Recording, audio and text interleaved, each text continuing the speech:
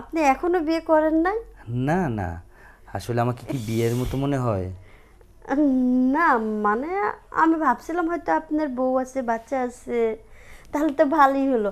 এখন তো আমি আপনার সাথে নির্ভয়ে কথা বলতে পারি না? হ্যাঁ অবশ্যই, কেন পারবেন না? যখন মন চাইবে তখনই তো ফোন দিতে পারবো। হ্যাঁ হ্যাঁ, কিন্তু আপনার যখন যেটা দরকার সেটাও বলতে পারবেন, সমস্যা নেই। আপাতত আমার এখন কিছু লাগতেছে না, আপনি শুধু আমার বাসায় আসলেই হবে। তাই?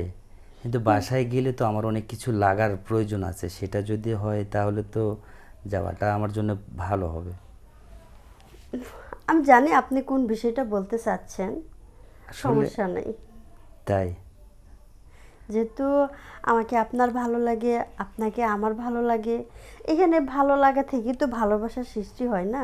হ্যাঁ অবশ্যই, কিন্তু আমি চাইতেছি একটা জিনিস যে যদি কিছু মনে না করেন আরও একটা কথা বলবো, মানে ক্লিয়ার করে। আহ, কি সেটা কথা? সেটা হলো আসলে শুধু চায়ের সাথে কি অন্য কিছু পাওয়া যাবে না?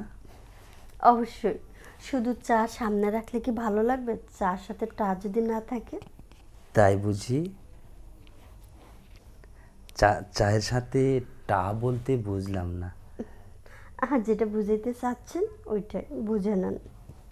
ও আচ্ছা, ওইটা। হুম।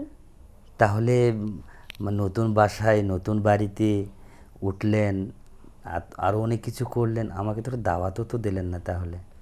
এই যে দাওয়াত দিলাম আপনাকে, আপনি কালকেই চলে আসেন। কালকে যাব? হুম। আচ্ছা কালকে কখন যাব? কালকে কালকে একটা কাজ করেন, হ্যাঁ। দুপুরের পরে আসেন।